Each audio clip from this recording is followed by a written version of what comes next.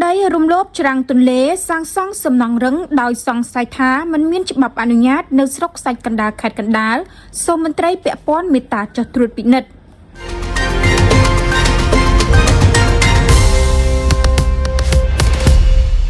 មានលុយមានអំណាចទើបអាចធ្វើបានករណីចាក់ដីចូលមាត់ច្រាំងទន្លេរំលោភបំពានដីចំណីមាត់ច្រាំងទន្លេសាងសង់សំណង់រឹងបានយ៉ាងកក្លឿនមិនញញើតនឹងច្បាប់មានហើយហេតុអ្វីមិនអនុវត្តចំពោះទីតាំងដែលស្ថិតនៅភូមិស្វាយអាត់ក្រោមឃុំព្រែកតាមាក់ស្រុកខ្សាច់កណ្ដាលខេត្តកណ្ដាលចំណែកមន្ត្រីប្រចាំតំបន់កំពុងរក្សាភាពស្ងៀមស្ងាត់ឬកំពុងដេកលងលក់តើការចាក់ដីចូលច្រាំងមាត់ទន្លេខាងលើមានលិខិតអនុញ្ញាតឬមួយយ៉ាងណាប្រហែលជាខ្លាចឥទ្ធិពលនិងអំណាចម្ចាស់ទីតាំងខាងលើហើយទេដឹងសូមមន្ត្រីជំនាញពាក់ព័ន្ធមេត្តាចុះត្រួតពិនិត្យផងទៀតជាក់ស្ដែងបន្ទាប់ពីមានសេចក្តីរាយការណ៍ពីពលរដ្ឋនៅព្រឹកថ្ងៃទី9ខែមេសាឆ្នាំ2026នេះក្រុមការងារសារព័ត៌មានយើងបានចុះទៅដល់ទីតាំងកន្លែងជាក់ស្ដែងនិងបានឃើញថាពិតជាមានការចាក់ដីសាងសង់សំណង់រឹងរំលោភចូលច្រាំងទន្លេពិតប្រាកដមែនអង្គភាពសារព័ត៌មានយើងសូមធ្វើសេចក្តីរាយការណ៍ជូនដល់លោកឆាយសែនមេឃុំព្រែកតាមាក់ពាក់ព័ន្ធទៅនឹងករណីខាងលើដោយលោកបានបញ្ជាក់ថាទីតាំងខាងលើមិនមានច្បាប់អនុញ្ញាតនោះទេដែលម្ចាស់ទីតាំងជាអ្នកមានអំណាចនៅគៀកនឹងព្រះឥន្ទហើយលោកក៏ធ្លាប់បានរាយការណ៍ទៅថ្នាក់លើព្រមទាំងលើកឡើងនៅក្នុងអង្គប្រជុំតែមិនមានអ្នកអើពើក្នុងនាមរូបលោកជាថ្នាក់ក្រោមលោកមិនហ៊ានធ្វើអីគេនោះទេក្រោយមកទៀតអង្គភាពសារព័ត៌មានយើងបានធ្វើការទំនាក់ទំនងទៅលោកជេងឌីណា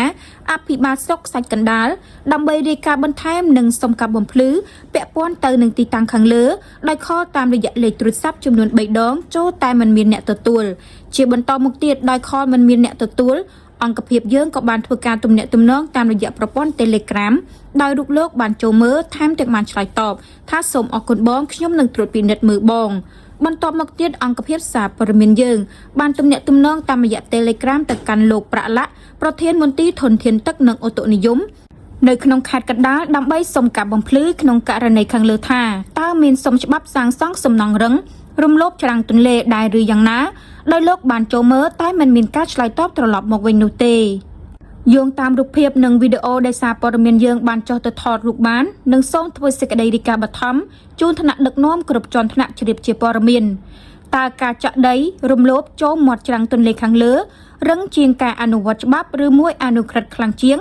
យោងច្បាប់ស្តីពីសំណង់មាត្រា26សាងសង់ដោយពុំមានលិខិតអនុញ្ញាតសាងសង់ពីអាជ្ញាធរមានសមត្ថកិច្ចមាត្រា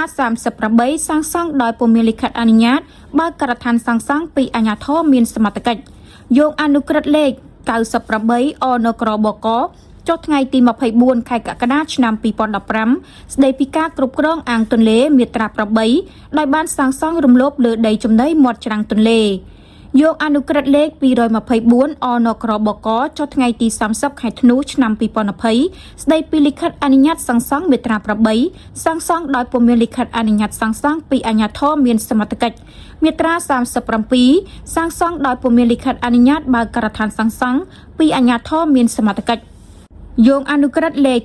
98 អនក្របកចុះថ្ងៃទី24ខែកក្កដាឆ្នាំ2015យោងតាមអនុក្រឹត្យលេខ224 អនក្របកចុះថ្ងៃទី30ខែធ្នូឆ្នាំ2020អង្គភាពសារព័ត៌មានយើងស្នើសុំលោកកាណារិតប្រធានមន្ទីររៀបចំដែនដីនគររូបនីយកម្មនិងសំណង់ខេត្តកណ្ដាលសូមមេត្តាជួយបើកបង្ហាញម្ចាស់កម្មសិទ្ធិអចលនទ្រព្យដែលបានចាក់ដីចូលមាត់ច្រាំងទន្លេរំលោភបំពានមាត់ច្រាំងទន្លេដែលមានទីតាំងនៅខាងលើថាមានប្លង់ស្របច្បាប់ឬមួយយ៉ាងណាដោយដីនោះមានទទឹងនិងបណ្ដោយប៉ុន្មានម៉ែត្រដោយក្តីអនុគ្រោះអង្គភាពសារព័ត៌មានយើងស្នើសុំនិងសូមធ្វើសេចក្តីរាយការណ៍ជូនឯកឧត្តមគួយចម្រើនអភិបាលនៃគណៈអភិបាលខេត្តកណ្ដាលនិងជាគណៈមេបញ្ជាការឯកភាពគ្រប់គ្រងសម្បត្តិរដ្ឋសូមមេត្តាចាត់មន្ត្រីជំនាញចុះត្រួតពិនិត្យក្នុងករណីខាងលើដោយក្តីអនុគ្រោះអង្គភាពសារព័ត៌មានយើងគ្រាន់តែជាកញ្ចក់ឆ្លុះបញ្ចាំងរិះគន់ក្នុងនៃស្ថាបនានិងសូមរងចាំការឆ្លើយបំភ្លឺគ្រប់ស្ថាប័នពាក់ព័ន្ធគ្រប់ម៉ោងធ្វើការតាមរបបអ្នកសារព័ត៌មានសូមអរគុណ